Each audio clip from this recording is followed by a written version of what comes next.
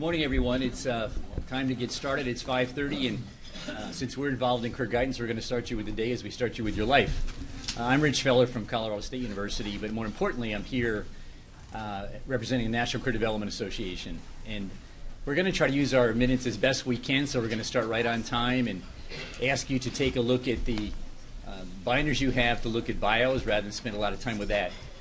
But I think it's first important to reflect on some observations. We were here for a day, and we're struck by how there's such great interest in expanding career guidance. And we talk about counseling as if it is career guidance, and it's not.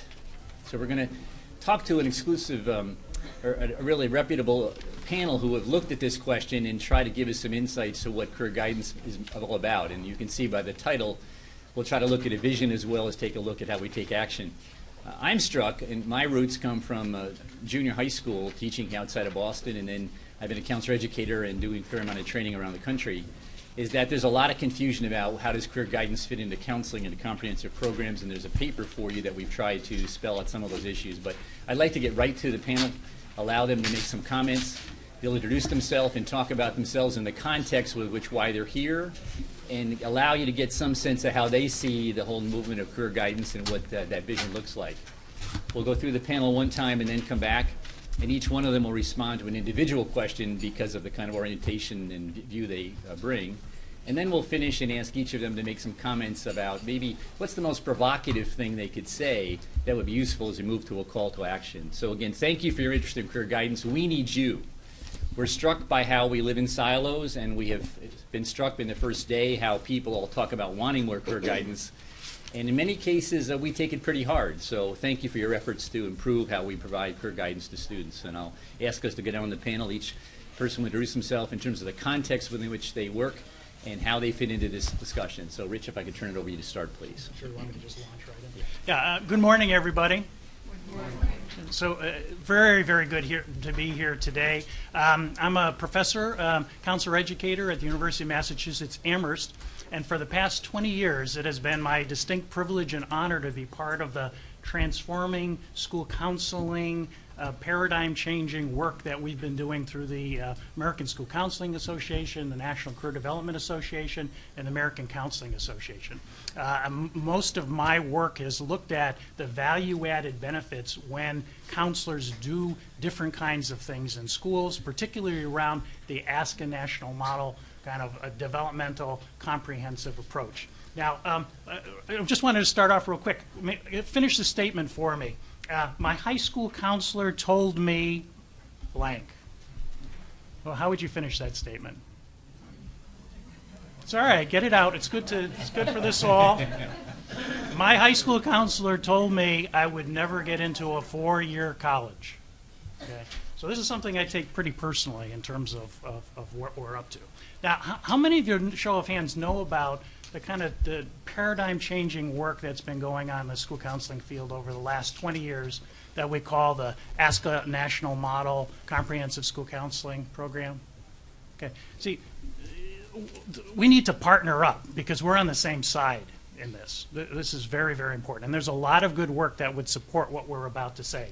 So I'm going to make a statement. I thought it was kind of provocative, but I think my colleagues were thinking, yeah, you're talking like a multiple regression equation, trying to be careful about this. But I would say at least half of all 12th graders in the United States leave high school not having received the critical college and career development counseling services that both they and their families need. How many would you agree with that? I mean, I think that's I can give you, I'm not going to go into the data, but I can give you some data. Now, this is a big deal, and I think if you look at research both within the field of counseling and outside of the field of counseling, particularly the studies that have been very critical of counseling, we're all saying the same thing. We're really converging on a common message. And that is that the career and counseling, the career development kind of work, the counseling that goes on, it's critical for how young people and their families plan for, prepare for, search for, apply to, transition into, perform while they're in whatever post-secondary training they go into, and then perform on the job.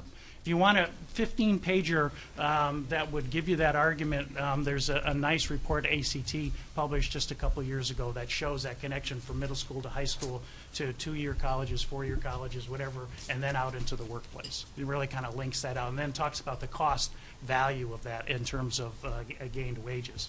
Now, one of the major reasons I think that there is this gap that I'm talking about is that students and families are not getting the best of what professional school counseling has to offer.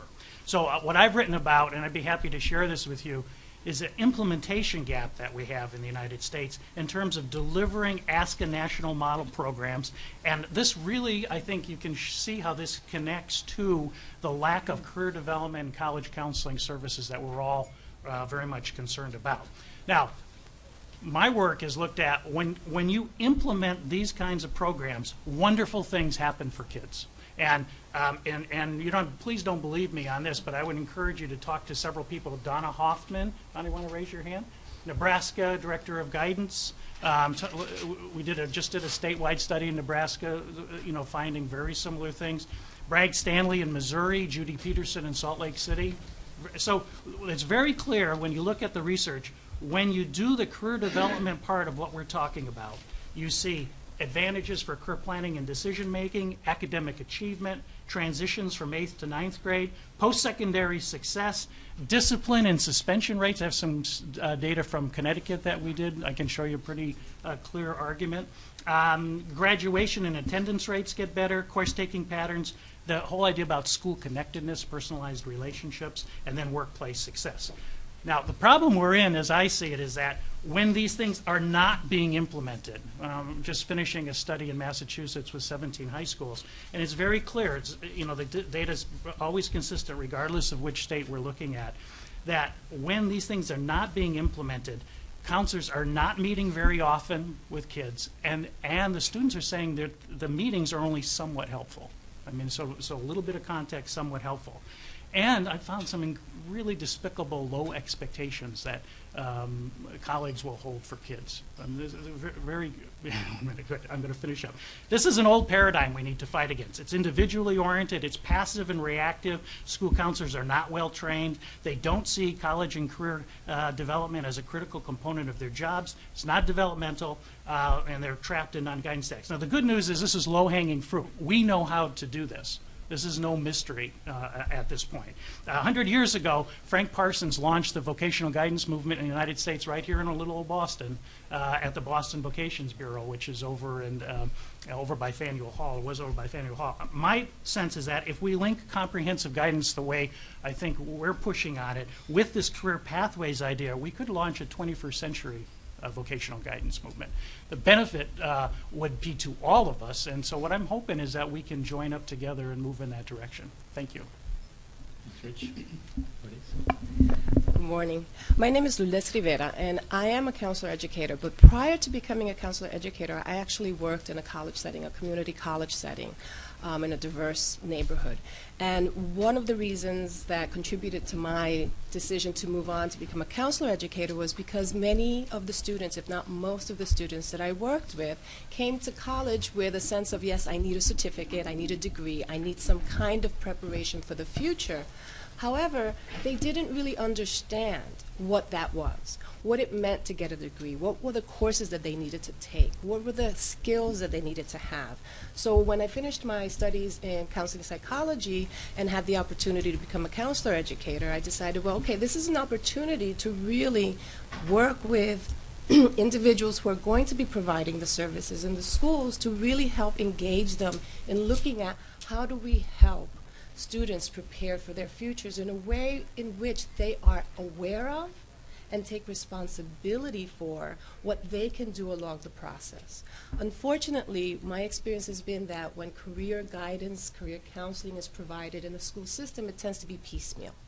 It tends to be we have a career day here, we may have some groups over here with some students, we may have an orientation or a presentation, but it is not done in a cohesive, comprehensive way.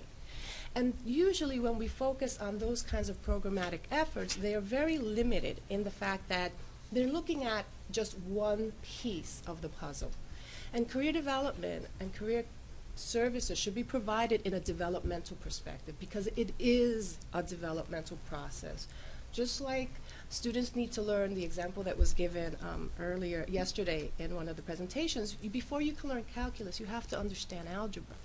Before you can write an essay, you have to understand how to compose a sentence. Well, before we can engage students in understanding what possibilities and futures are out there, we need to engage them in the process of discovering who they are. What do they enjoy? What do they like? How is what they're doing today relevant to the future that they may want to have? And those types of discussions, those types of engagements happen very, very rarely. And that is the focus of career counseling within a school setting. And this is something that the professional school counselors definitely have a significant role to play. And they are the ones that can provide leadership and advocacy in this direction. But we need to really look at comprehensively, how do services get provided to students long term? And so when we look at what is happening in the schools, we see that students really don't understand why they're taking the classes that they're taking. Who is explaining this to them? Who's having this conversation with them? Who's helping them identify what are the possibilities? We have a career day, but what does that mean to the student in terms of who they are and what they might want to do in the future? And those are the types of efforts that school counselors, working in collaboration with everyone else in the school building, can really provide to students. And again, as my colleague said, you know, we have models out there that work. However, they're not being used. And when we look at these models, we see that they really do have an impact. They really can make a difference. But because of a variety of different reasons, they're not being used. They're not being implemented. Counselors tend to be used as short stopgap efforts to deal with emergencies, with crisis, which, yes, is part of the counseling responsibility. But we need to be much more proactive. We need to be much more inclusive in who becomes part of this process. And that's what I'd like to see happening. And in the discussions that I've been hearing over the last day, there's a lot to be offered. There's a lot of good things out there. But the problem that I see is, how do we do this together in a comprehensive way that is equitable for all students? And how do we work together to find systems that bring our different perspectives, that because even though we have different perspectives and different approaches, one of the things that I see is that we have the same outcome. How to better prepare young people for a future in which they can support themselves, be satisfied, be healthy, be responsible, and be able to take care of their children and their families, and basically contribute back to society. And I think that school counseling, particularly through focusing on career guidance, career counseling, school counselors can really contribute to that effort and that goal. But as was said previously, we really need to work together and really understand what we each in our different professional capacities have to offer. And how can we work together to make sure that priorities are set that really are in keeping with what the outcomes are that we want for individuals. And not outcomes in terms of test scores. I think those are important, absolutely. But outcomes in terms of, how does this person feel? How does this person see themselves? And what possibilities do they see for themselves in the future? Thank you.